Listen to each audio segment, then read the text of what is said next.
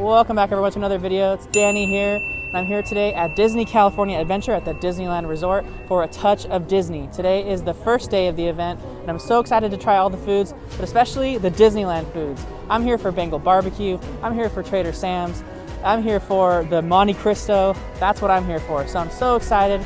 But let's get this day started, guys. Welcome to a touch of Disney.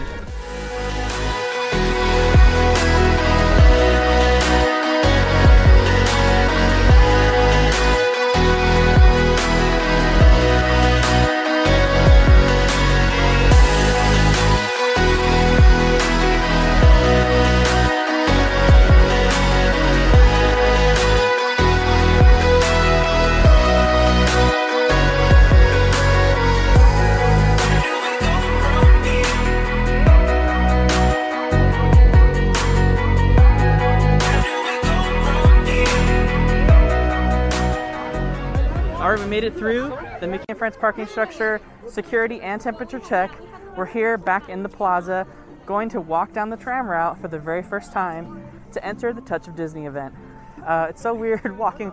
It's a very long walk, so just be prepared. I'm gonna find out too, somewhere along the walk, if I can get a cast member to ask them what happens if you have trouble walking the route, if there is alternate ways for you to get here.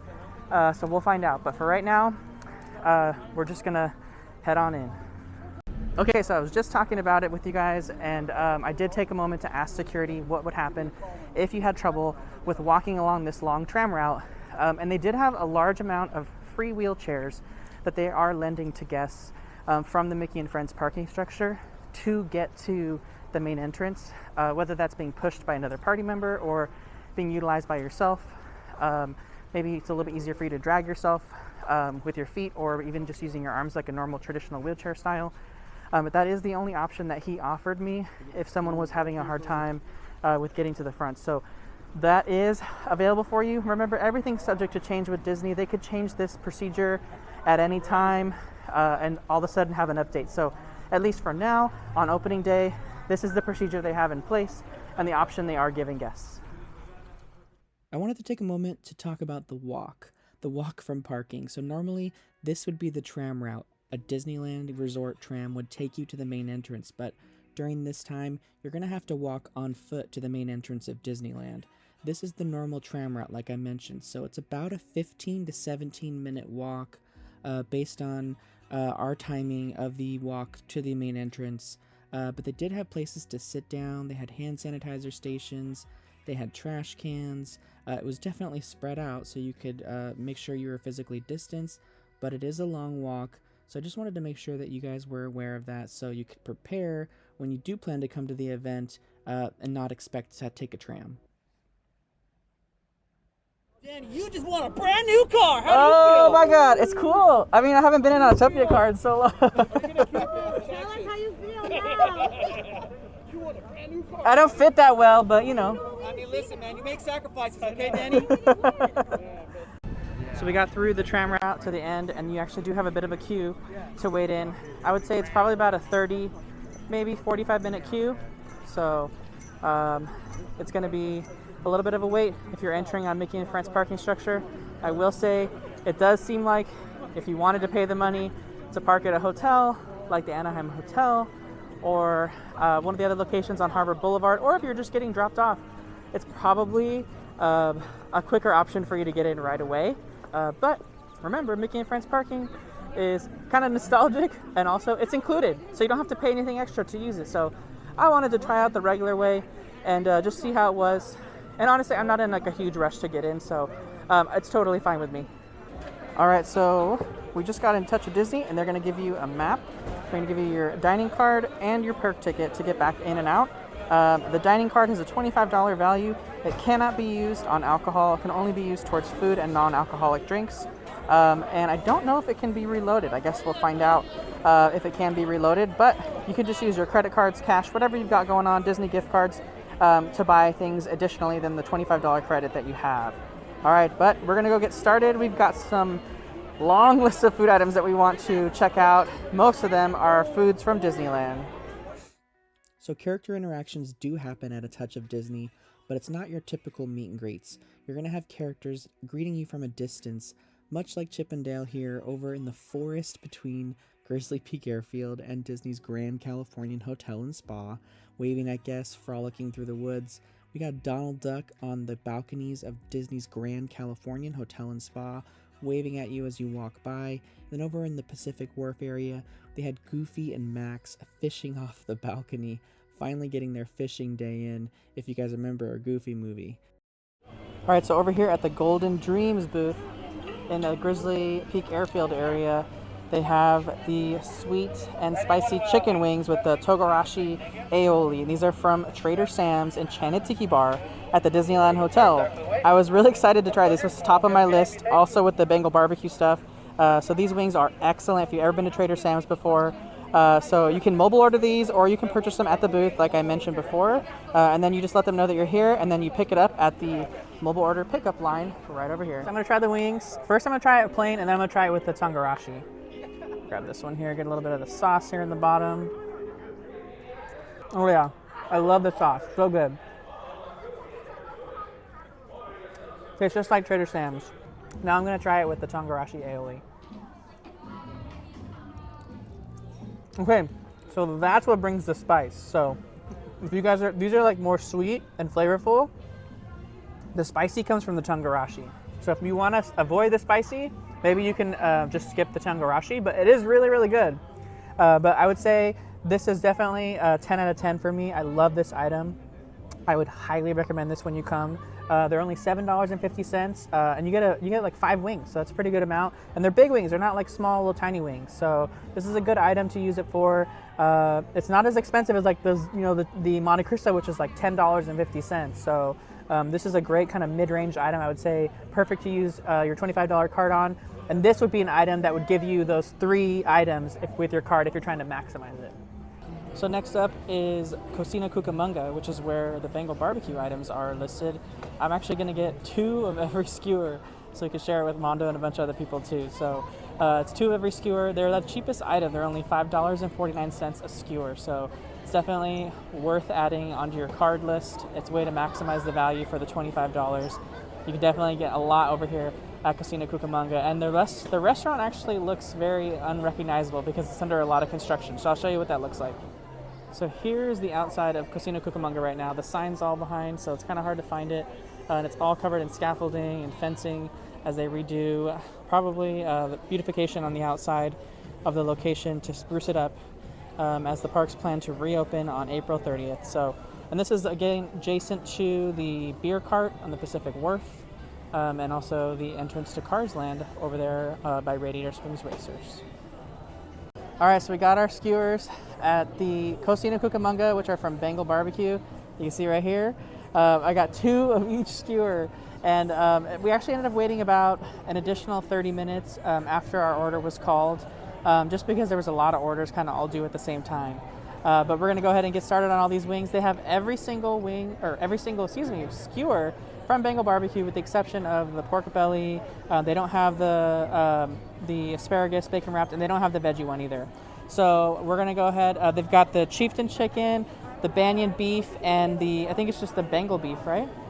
But it's like the sweet beef, the spicy beef, and then the sweet chicken. So let's go ahead and try these because this is what I've been waiting for. I've been waiting over a year for Bengal BBQ. Got the chieftain chicken skewer, the banyan beef skewer, and the Bengal beef skewer. This is sweet, this is really spicy, and this one's sweet. This is like probably the best skewer at Bengal BBQ, hands down, besides the asparagus, which they're not offering. But these are the 3 main meat ones that they do offer at the Bengal BBQ, and I'm so excited to try these. All right, so I'm gonna try the chieftain chicken first. Okay, so I would say that the chieftain chicken is good, but it doesn't taste like Bengal BBQ. The chicken's a little bit tougher and not as like tender as the ones at Bengal BBQ. I don't know if it's because like Bengal BBQ they cook over like an open fire, and this is like a different type of thing.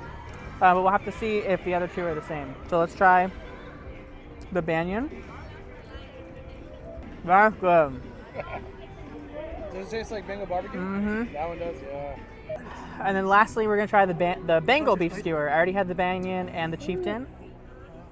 All right, so the Bengal beef barbecue, or the Bengal skewer, which is the sweet beef one here, is really, really good too. So I would say these two are the most similar to like what Bengal barbecue offers. And the chicken one was a miss for me, but it still has the sweet Zulu sauce, I think is what it's called. And so that's still really, really good, obviously, and it goes well with the chicken. But I would say if you're not going to get all three of them, stick with the two beef options, and you got a sweet and a spicy on both. So over here outside Avengers Campus, they've actually got these photo opportunities set up for Black Widow. Not sure if that's a sign that we're going to be seeing Black Widow launch in theaters soon, or maybe also simultaneously on Disney Plus Premier Access, but we've yet to hear anything about that. They just keep pushing the date back for Black Widow, so we're all excited to see it, and hopefully marketing being in the park means that it's coming soon. But we're off next to Smoke Jumper's Grill to go and pick up our Monte Cristo sandwich. We got our mobile order pickup window and it's ready to be picked up, so we're headed on over there. So these are the marketplace cashiers. These are right off Buena Vista Street. You can actually come to these cashiers, place all of your orders, and then they give you a receipt to pick up your food whenever you want to at the booths. Honestly, today, that has been a way better option than mobile order. I don't want to say that's how it's going to be every day. They might work out the kinks with the mobile order system, but today mobile order has been pretty touch and go. They've been really, really backed up. So I feel like purchasing it from the booths and showing your receipt has been much, much easier of a process. So over here at Smoke Jumper's Grill, we got our notification that says pick up at window 3. So we're waiting to go inside and pick up our Monte Cristo sandwich. If you didn't do mobile order, you do have an option to just order the sandwich and pick it up. And you can do that over here in this line. But it's a long line. So this one, you kind of have to mobile order, but the time slots do fill up really quickly. All right, so the app told me to come into window 3. So we jumped in window 3's queue over here at Smoke Jumper's Grill. And you wait in your specific queue to pick up your item. They should have your item waiting for you here. And then these two over here are for the guests that are coming in and ordering, who's waiting in line. So I would say this is probably the most complicated process for the Monte Cristo. So if that's an important item for you, make sure you figure that out first and get it done first, probably, because it's a really popular item. And I'm really actually glad they have it here at Smoke Jumpers, because a location like this can really accommodate more people. And it seems like if this was at any of the booths, I feel like it would have been probably a disaster. If it was at a booth, it would probably be a 3-hour window before you could get it. Yeah. It's just good thing the capacity is higher here. Yeah, exactly. So we're 3 people away and almost there. All right, so we have the Monte Cristo sandwich here from Smoke Jumper's Grill with the jelly as well. Looks really good. I know it's good, but I'm not going to have it this time, but I'm going to film Mondo's reaction. So we just got done taking a bite of the Monte Cristo. There's a lot of meat in there, a lot of cheese, a lot of goodness. That jelly, absolutely fire. As soon as it touches your mouth, everything just melts. It's great. This is 5 fires without a doubt. This is an item, if you want some Disneyland nostalgia and you love Monte Cristo, get this as one of your first or second items of the day, as the demand for this keeps increasing as the day goes on, and the lines are big. So get this right away if you can. Highly recommend it. So I got the very, very berry Mickey Waffle over here at the Delish booth, which is in that new festival flex space adjacent to Avengers Campus. So I'm gonna try the Mickey Waffle. I know that I love these things anyway, but I want to try this one with a little bit of the syrup they've got going on.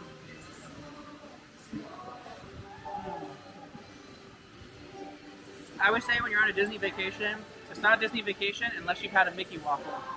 And this just like immediately sends you back. I don't know what it is, but the flavor they use, so good. I don't know if one waffle is necessarily worth $6.50 for a tasting when there's so many other options here. You can get like a lot of Mickey waffles normally at breakfast time. So I would say, unless you're really hankering for this, because a lot of people haven't had this in a long time, maybe skip this one. It's not that it's not good, it's amazing. but there's a lot of other things you can get for around the $6.57 mark that gives you better value for your $25 credit. So here's a place we haven't walked in a while, the pathway along the Golden Vine Winery, just behind the Blue Sky Cellar. This place hasn't been so long since we walked back here. And this is also the way that you get up to the alfresco dining terrace for annual pass holders, or at least that used to be for annual pass holders up there. And then of course the Blue Sky Cellar over here on the left.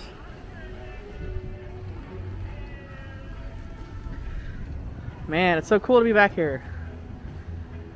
And Mondo said there's a grilled cheese over here. Grilled cheese with the tomato soup. No tomato soup. Oh, so kind of like Jolly Holiday Bakery. It's from Jolly Holiday. Oh, okay. Right on, right on. So over here you can actually dine at the Wine Country Trattoria restaurant just for seating. So they have all the seating open for guests that are dining on their snacks and booth items over here at the Wine Country Trattoria. So the restaurant's not open, but they have all the seating open. At the Sonoma Terrace is where you get the grilled cheese sandwich and the tomato bisque soup, just like you do at the Jolly Holiday Bakery in Disneyland Park. Today, for me, and also for Mondo, our goal was just to get all the Disneyland nostalgic food. We went to Bengal BBQ at Cocina Cucamonga. We went to the Monte Cristo sandwich at Smoke Jumpers Grill.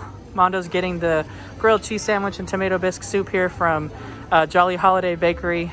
And we also got the wings from the Disneyland Hotel over at the Golden Dreams booth. So I wanted to get all the Disneyland food that we haven't had in over a year. That was my goal for A Touch of Disney. I wasn't really interested in the specialty foods or any of the food that you can normally get at Disney California Adventure. To me, it was all about Disneyland. So our next stop was the Lamplight Lounge over in the Pixar Pier. Now this is a bar, lounge, restaurant that is located off the pier on the water. It does require advanced reservations, and we were able to get one. You can also join a wait list when you get there. You can do it on the app, or you can visit the location. So if you don't have a reservation, there is still hope, but I would get there right away. I would make it like top priority if this is where you want to go. But the views can't be beat from inside the Lamplight Lounge. The food's really good, the drinks are really good, and many people were just dying to come back here. The cast members were really happy to welcome everyone back to the Lamplight Lounge. And you could just tell this was like a top place for a lot of people. And it really just made the night with the, the evening views of the Pixar Pier. Normally you hear like the roller coaster going and people screaming on the Ferris wheel, but it still brought back the memories and the nostalgia nonetheless. And we were so excited to be there. So I got the $23.19 on the recommendation of Mondo. It's actually a blended strawberry drink with pineapple juice. It's also topped with Coca-Cola. So it's got a bunch of unique flavors. I'm interested in trying it. This is a non-alcoholic drink over here at the Lamplight Lounge. And I'm excited to try it. I've never tried a non-alcoholic drink at Lamplight Lounge, so this will be my first. So this is actually a frozen mocktail with strawberry puree, cream of coconut, and pineapple juice, topped with a Coca-Cola topper on it, and of course a little pineapple. So I'm gonna try it out. That's really good. It kind of tastes like a pina colada. It tastes like a pina colada with a little strawberry flavor and a Coke topper on it. So Lamplight Lounge actually has a collectible coin, 2 for $8.99 plus tax. So we did get one of those, so I'll be able to show you what that's like in just a moment. So those Lamplight Lounge collectible coins actually come in this pouch. It's like a little velvet pouch here. And then let me show you what the coins look like. All right, so you actually get 2 of them here, and they're pretty thick and like metally. And it says it's basically like the coaster, the Lamplight Lounge coaster, but in like a coin form. Really cool. And these are $8.99 for 2 of them over here at the Lamplight Lounge. We're over here in the Pixar Pier and almost completely by ourselves. Over here in the Incredicoaster courtyard. It's so amazing. Towards the end of the evening, we're in the last hour here at A Touch of Disney.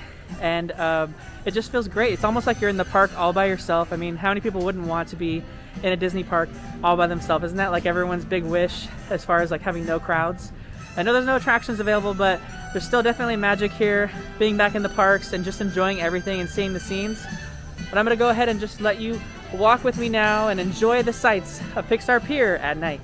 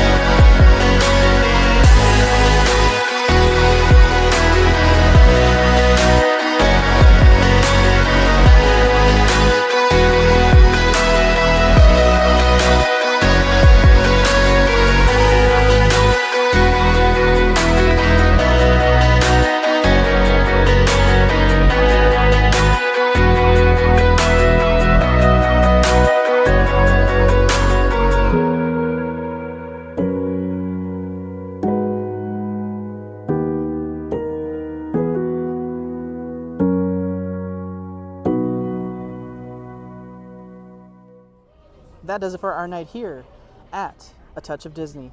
I had such a great time today. My focus today was trying all the Disneyland foods, and we did a really good job with that, and it brought so much nostalgia just tasting those items again. I didn't get a chance to do the Dole Whip. I really wanted to, but I'll have to do it another time. Dole Whip, if you did want to get it, is available at the Adorable Snowman's Treats on the Pixar Pier. I believe it can be mobile ordered, or you can just wait in line to buy it as well too. It was a little cold today, so maybe it was good that I didn't get Dole Whip. But overall, I had a really great time. I really feel like even though the attractions weren't open, you still have the magic here, and it's even better with friends and family here with you to just kind of soak it all in. It was great walking through Pixar Pier again and the rest of Disney California Adventure Park. I really had a good time. I recommend the event. Obviously, the event is sold out, so there's no buying any more tickets. So if you did have tickets, my biggest recommendation would be to just plan what's important to you and stick with that, because time runs out fast before you know it. So if you have reservations for Lamplight Lounge, even better. They were accepting walk-in reservations at both Carthay Circle and Lamplight Lounge, so don't fret if you weren't able to get reservations. There's still a possibility that you can, but I would definitely recommend prioritizing that if you hadn't gotten them in advance. But that does it for today, guys. If you haven't already, please like this video. Please subscribe to the channel if you're not as well. Both of those things really help the video be seen by other people that aren't subscribed to the channel, so I really do appreciate it. And thank you to all of those that have supported on Buy Me a Coffee. I really appreciate it. It's because of you guys I'm able to go to events like this, so it's been a huge help. And I'm looking forward to going to a Touch of Disney again, and also now that the theme parks are going to open on April 30th, at least here at the Disneyland Resort, I'm excited to try to hopefully get tickets for that as well too. But thanks again, guys. I hope you enjoyed your evening here at A Touch of Disney, and maybe this video gave you a few tips or a great overview on the event if you are going, or weren't able to go and just wanted to see what it was like. So that's all for today, guys, and have a great day.